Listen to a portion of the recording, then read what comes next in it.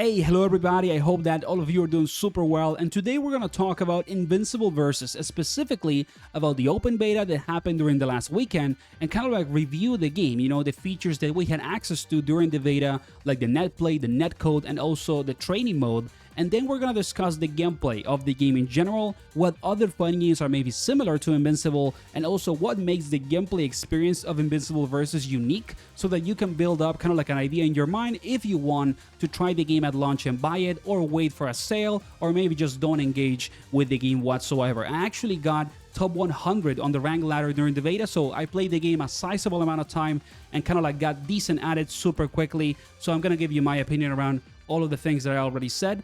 If you want to see more content for Invincible on the channel, please consider giving this video a like and subscribing. It also supports me, which I appreciate a ton. And now, let's get into it. Okay, so let's actually start the review with the general features of the game, and specifically first with the netcode, because I know that the quality of the netcode and the netplay experience is really important for a lot of people, because almost everybody nowadays engages with fighting games mostly online. And I gotta say that my experience with the rollback and the quality of the netplay for Invincible Versus was super positive.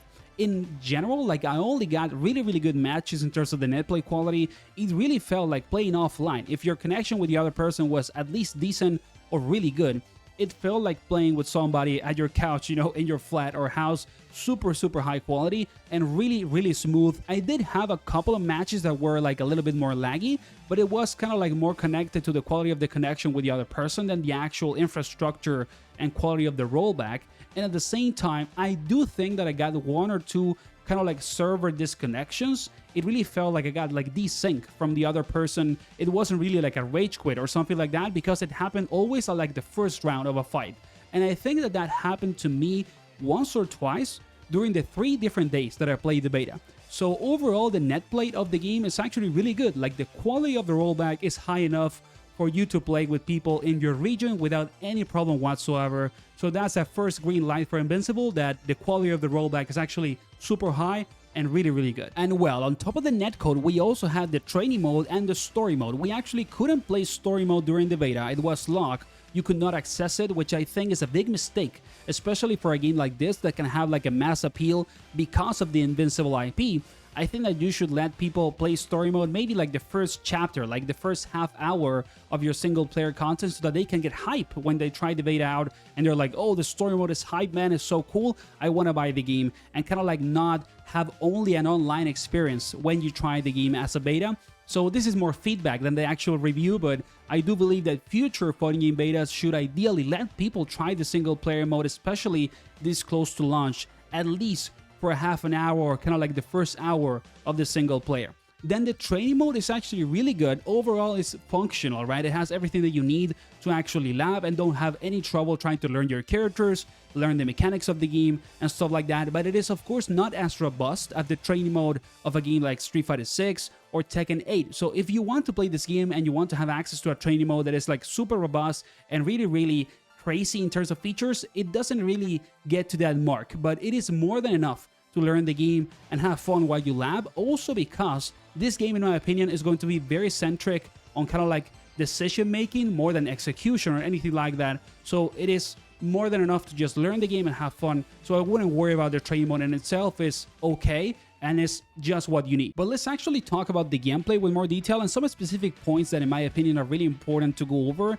to see if you want to play this game or not. So the first one is that the game is indeed bullshitty, okay? It is a little bit scruffy in the sense that it is a super high power level game. Like, there is a lot of interactions both on offense and defense that are really strong and super hard to deal with, but at the same time, it makes the game really fun and really interactive, because you have to be actively looking for the bullshit to stop the bullshit from the other guy, you know what I mean? So the game is really well thought out and is well designed in the sense that there is clear counterplay for the armor moves, also for dealing with people doing weird stuff on Wake Up, right? There is also clear counterplay for the active tagging, for the super long combos, but you need to learn about it or the game is gonna feel insane. So in that sense, I do believe that the high power level in the game makes it insanely fun, but it does kind of like force you to understand it at least at a decent level so that you don't get rolled over constantly by the other player. So it's gonna be important for you that if you want to play this game, I would say you do need to develop like a decent understanding of the mechanics and the general flow of the game, or you're gonna suffer a little bit because the high power level is actually really high. Like, there is bullshit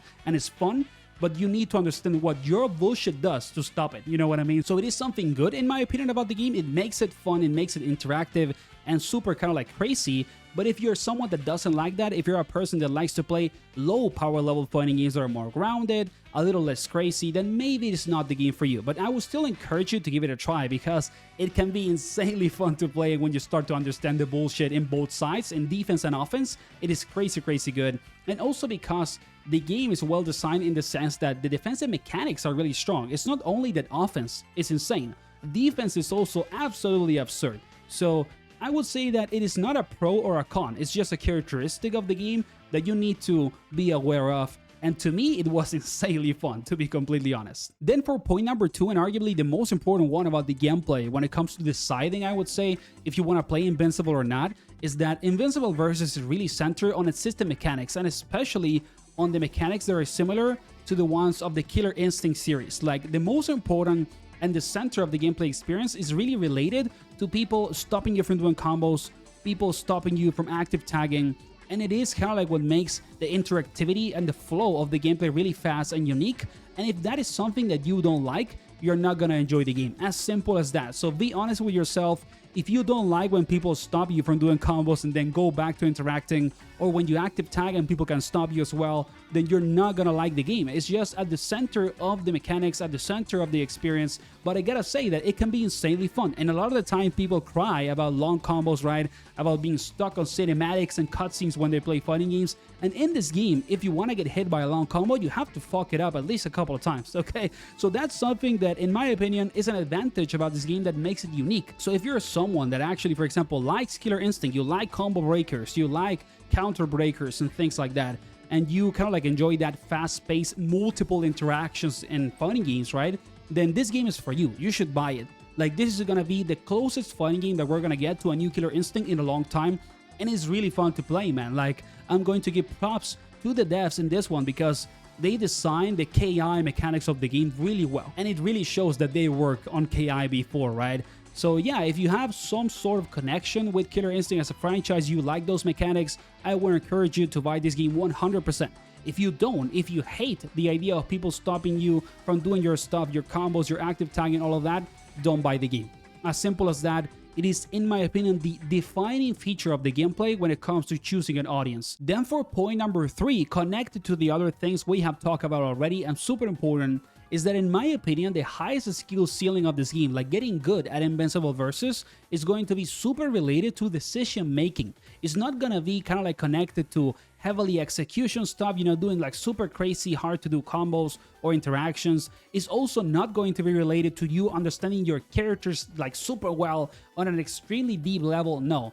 Is really gonna be related to you understanding the mechanics of the game, because the game is very mechanically dense, even more than just the KI related stuff. There's just so many universal options and so many things that every character can do that are much more important, I would say, than what the characters that you're playing can do in itself, right? Their moveset. And at the same time, most of the like super high skill ceiling interactions are going to be decision making based, in the sense that it's going to be really connected to kind of like being a mind reader in many ways and getting the right decision at the right moment with the right mechanic, and also kind of like playing the game on a pace in which you dominate the overall mental stack of the game in terms of the system mechanics. And I really believe that if you want to play a fighting game in which the most relevant skill that you want to develop is decision making, is mind reading, and kind of like playing with your opponent psychologically almost, I would say that this is the game for you. And that's one of the things that made me had a ton of fun with the game. Like, I really enjoy when a fighting game is centered on taking the right decision and kind of like putting your opponent on a position in which it's hard for them to know what you are gonna do. And it's not just guessing A and B, right? Like, there's more layers than just the AVC and that's it. So I think that if you value that, if you're looking to play a fighting game that is very decision-making heavy, this game is for you as well. And now for point number 4, and connecting this to the final thoughts or like the general review of the gameplay, I gotta say that another thing that pleasantly surprised me is that the characters in Invincible Versus, like the roster, feels very unique gameplay-wise, even though they are very simple. Like, if you look at the move list of the characters in Invincible Versus, they have like 3 special moves and that's it, and their normals and variations of the special moves depending on if you use meter or not and things like that, right? But even with that in mind, with characters being so simple and straightforward, they feel pretty unique from each other. Like, my team was Omni-Man, Battle Beast, and Alan, as you've seen on the screen, right?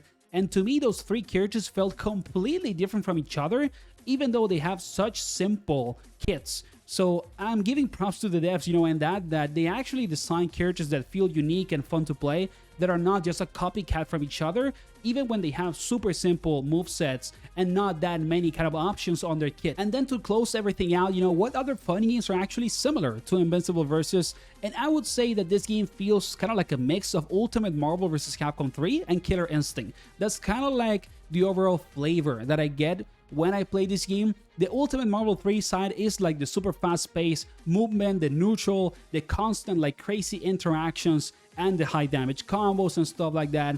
And then the KI side is the fact that you can break combos, you can break active tag and all of that. And it feels very unique to actually make a combination of those kind of like styles of gameplay. I also feel a little bit of Dragon Ball FighterZ on the gameplay, because at the end of the day, Dragon Ball FighterZ is kind of like a modern take on what Ultimate Marvel 3 was, just different but relatively similar at its core with a ton of other things on top. So it does feel a little similar to FighterZ and to Ultimate Marvel 3 at the same time. And the other game that Invincible Versus reminded me of is actually to Power Rangers Battle for the Grid. If you played Power Rangers, it really feels a little bit kind of like that game. Even though I didn't play Battle for the Grid that much, when I started to play Invincible and actually get kind of decent at the game, I was like, dude, this feels like when I was playing, Power Rangers Battle for the Grid with a couple of friends. The pacing is so similar, the overall like feeling of the gameplay. So those are kind of like my comparisons, I would say, like Ultimate Marvel 3, Dragon Ball FighterZ,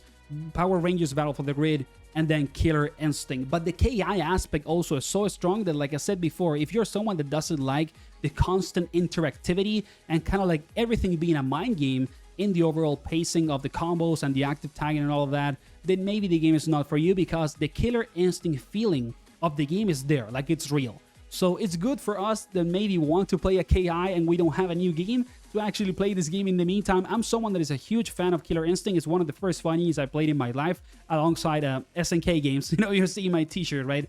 And in that sense, I'm super happy that we're getting a game that is actually kind of similar to KI, at least on a first layer of interactivity-based mechanics. So yeah, that was kind of like my review of the game overall. If you enjoyed the video, please consider giving it a like and subscribing to support the channel. Give Invincible Versus a try if you want to. It is a very fun game to play. I can say it from my own experience, one of the most fun games I've played in a while, especially if you like that KI flow to the gameplay and the tag fighting game style as well. So thank you for watching, see you on the next one, and take care.